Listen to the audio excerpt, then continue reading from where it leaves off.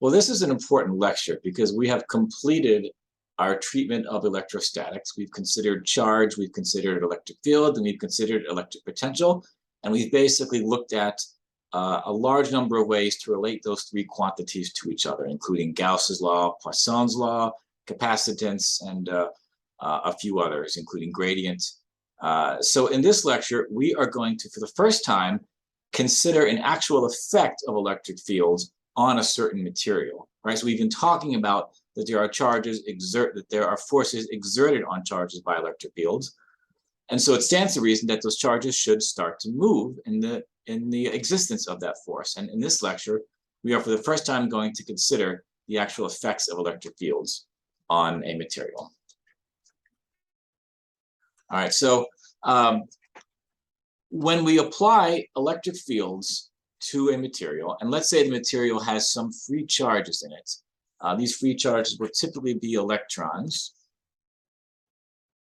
And if we apply an electric field in this direction, then we're going to be exerting a force on the electric field that is opposite to that of the electric field because the electron is negative. And so if we have an electric field point this way, then at least for most simple materials we're going to cover, we're going to have acceleration of the electron in this direction. So we're going to acquire a velocity that's opposite to the electric field.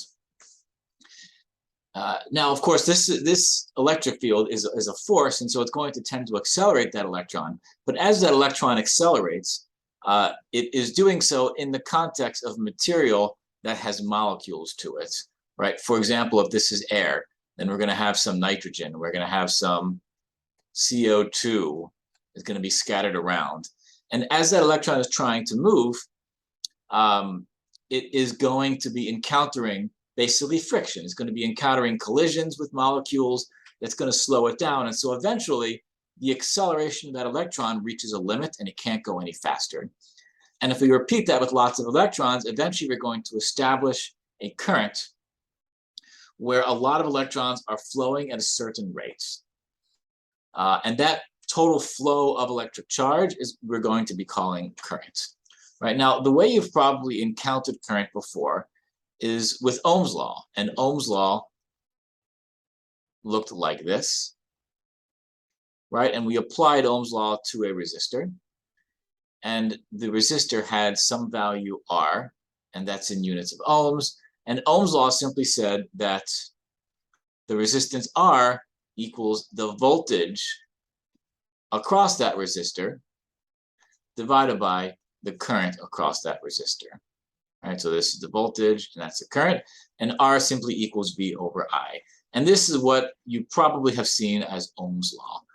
All right, but let me give you a more general and technically more correct version of Ohm's law. And it's going to be essentially at the microscopic level. So this is the real Ohm's law is going to look like this. J equals sigma times E. All right, that is the real Ohm's law. Let's examine this for a second. All right, J is a quantity that we're going to call current density. It has units of amps per meter squared.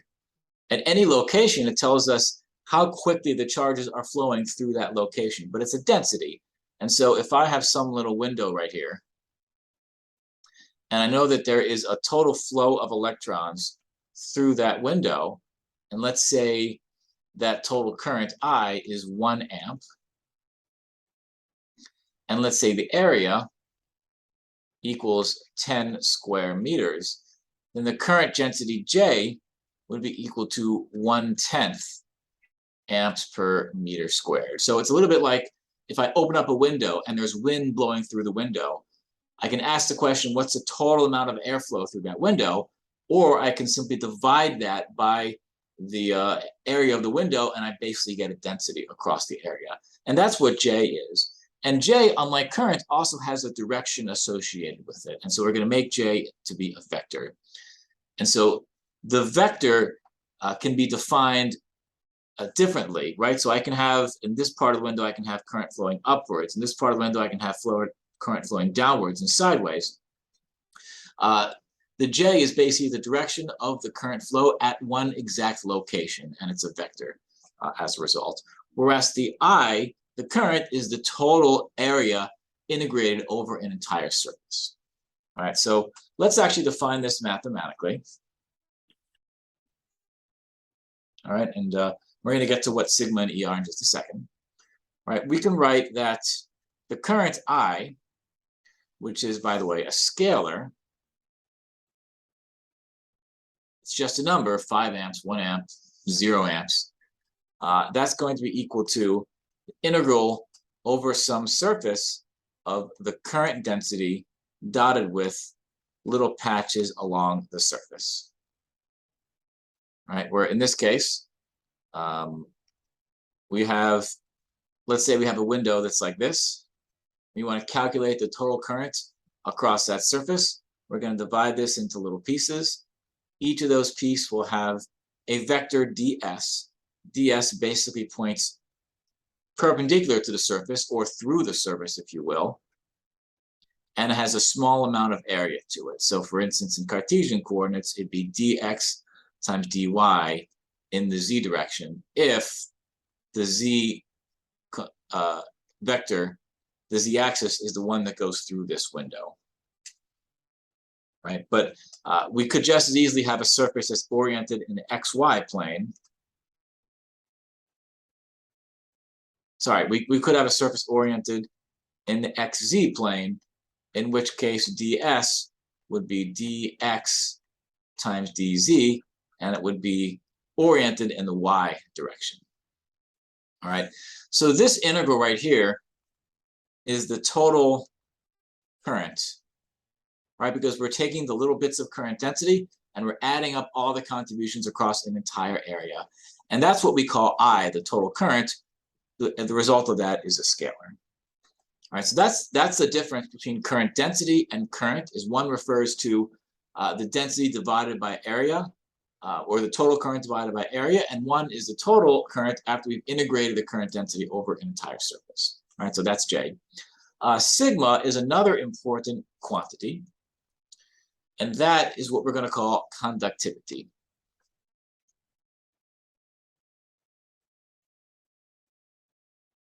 Conductivity is basically a measure of how much the material has some free electrons or free charge that's ready to be pushed around when we apply an electric field to it. A really big value of sigma means there's lots of free electrons. A value of 0 for the conductivity means there's no free electrons at all. All right, and this has units of Siemens per meter, S for Siemens. Siemens is actually a 1/ohm, although sometimes you'll see that with an upside down omega, which is called mho, M-H-O, which is ohm spelled backwards. You'll see it any one of these ways, but sort of the technical formal definition is this capital S for Siemens. And the conductivity sigma has these units. All right. Now, what does it mean for J to equal sigma times E? Well, what it means is that E, remember, is a measure of the electric field, and therefore the forces that we're applying on those charges. So the more charge that we push on top of those free carriers, the more current we expect to get, and that certainly should make sense. The more the conductivity is, the more free carriers there are to be pushed around, which is going to give us more current. All right, so for that reason, J equals sigma E is sort of the more proper form to state Ohm's law. All right, now for metals, for perfect conductors, and metals are a pretty good approximation of a perfect conductor, we can say that sigma equals infinity, that there are just so many, such an abundance of free carriers that even the tiniest amount of electric field is immediately going to lead to an infinite amount of current, right? And that's the reason why we can't have electric fields on perfect conductors, because the moment that we have a small electric field, it's going to ramp up to an infinite amount of current. If there's an infinite current, we're going to separate charge quickly, and it's going to cancel out the electric field. This statement, sigma equals infinity, is basically equivalent to saying that there's no electric field inside a conductor, which we've already talked about. We also have a perfect dielectric, which has sigma equals 0. right? For this, there's going to be no free charges. So we can place as much electric field as we want. We are not actually going to break it down. We're not actually going to cause any current at all to flow. Now, in reality, all materials are somewhere in between these two. No material is a perfect conductor. Even a metal is not quite a perfect conductor. And all materials will eventually break down if you apply a strong enough electric field. So sigma is not actually going to be constant. It's not always going to be the same. It's going to be a function of frequency, and sometimes it's going to be a function of electric field. I'll give you an example. A spark is an example of sigma varying as a function of the electric field, right? So air, in principle, has a very, very small conductivity to it. It's something like 10 to the minus 14. It's incredibly small because there's just no free carriers in air. But if you rub your feet on the carpet and then you put your finger next to a doorknob and you feel that little shock, that little electric charge, that's actually a spark that connects the doorknob to your finger. And that's the shock that you're feeling. And that shock is because there's actually current that's conducting electricity into your finger. So how does that happen if the air has no conductivity? So here's your finger, and there's your fingernail, and here's the doorknob. When you rub your feet on the floor, you're going to get a buildup of, let's say, positive charge on your fingernail. Right? That's going to draw negative charge on the doorknob. And that's going to imply, in turn, that there is electric field from the positive to the negative between your finger and the doorknob. As your finger gets closer, the electric field gets bigger and bigger and bigger. And when it exceeds a certain threshold called the breakdown electric field, then there is a process that occurs inside the air called runaway breakdown, in which a single electron basically accelerates faster than the friction can slow it down, and you get an avalanche effect where one electron basically knocks loose two, which knocks loose 4 and 8, and it just blows up until you have a huge amount of free electrons, and it just avalanches and you get a nice current, right? So this idea of sigma is not technically a number, but for most situations in this class, we're going to take sigma to be a constant. It's 0, or it's 5, or it's 10 to the minus 6, or it's 10 to the 7th. Just to give you some context for metals, values of sigma of approximately 10 to the 7 is common, right? Aluminum, copper, steel, all have values of conductivity that are kind of about on that. All right. So let's consider now how current is going to behave on boundaries. Right, so I'm going to draw a boundary right here. And we talked about boundary conditions earlier that defines how electric fields must differ on both sides of the boundary if I have different materials. And we can make a similar statement about current.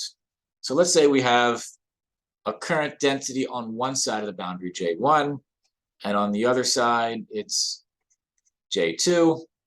For static conditions where things are not changing, we can say that J1 perpendicular equals J2 perpendicular, which simply means that the component of J1 that is going through the boundary has got to be equal on both sides of the boundary. If that were not the case, what would happen is we get a buildup of charge on the boundary that would keep building up forever and ever, and it would blow up. So when we're talking about static conditions where things are steady and not changing with time, that requires the perpendicular component of the current to be constant from one side of the boundary to the other. Another way to state that mathematically is with the following. Right? If I take the divergence of the current density, right, consider the possibility that I have current emerging from a certain location.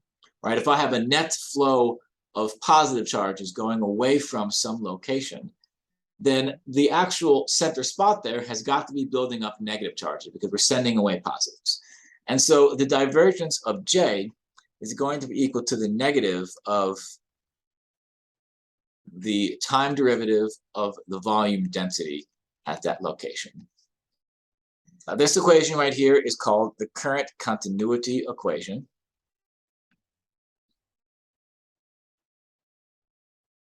It's a fancy way of saying the charge is conserved, because if I'm exiting a net amount of charge, I've got to be building up the opposite of that charge at that center point. And that's just shown with this current continuity equation. Right? The last thing I want to connect on current is about power dissipation. So another thing that we know about a resistor is that if I have a voltage here across that resistor and I have a current, we know that R equals V over I, but we also know that that resistor is going to be burning power. Right? The power is going to be the voltage times the current. This equals to V squared over R, or it's equal to I squared R. All those things are the same. That's going to be the power that is dissipated by this voltage. So we need an equivalent for the sort of microscopic currents, the current density. And it turns out that that equivalent is the following. If I have an electric field that's pointed this way, it's pointed horizontally, and I'm inducing a current that's in that direction, then I am burning power by virtue of pushing the electrons in that direction. So the way we represent that is with J dot with E. This quantity right here, J dot E, is basically the power dissipation per unit volume.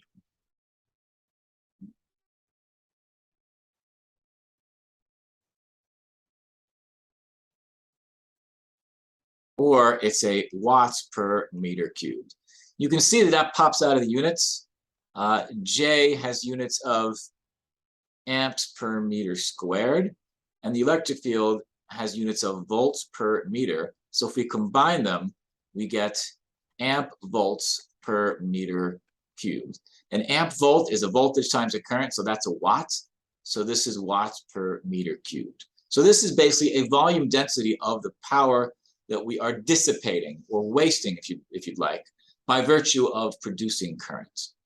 So if you want to know what the total power is, you can just take the integral of that over some surface or over some volume, and that will give us the total power that's dissipated in some volume region.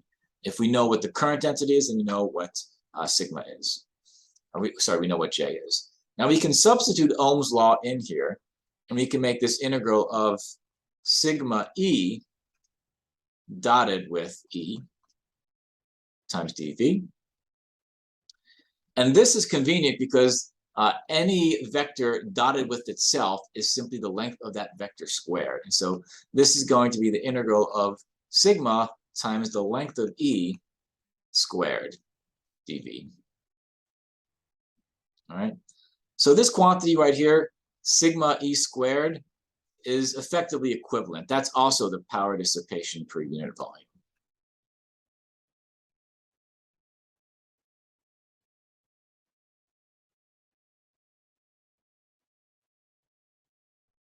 So again, when we talk about resistors, what we're actually talking about is a material inside of which there is some conductivity. And when we apply a voltage across that resistor, what we are really doing is we're applying an electric field across this conductive material. And it's a partially conducting material. So when you apply that voltage, we're getting a current that's going to flow through it, which means we have a J inside that material, and we have an E for the electric field. Because if I have a voltage across two ends of a resistor, I'm creating electric fields inside of it. And this J dot E is burning power. And the sum total of all that burned power across the volume of this resistor is precisely going to be the same as the P equals VI, or the I squared R that we've associated in the past. So what we've described as resistance as burning power is really a manifestation of electric fields and conductivity inside of materials. All right, so with that, we can sort of conclude. We've set up our notion of what current is. As we move on away from this bridge and we leave electrostatics in a distance, with this bridge of what a current is, we can now jump on into talking about magnetic fields, which will be the first major consequence of current. And that's going to step us ever so slightly closer to understanding how the radio wave works and therefore what really goes on inside circuits and transmission lines.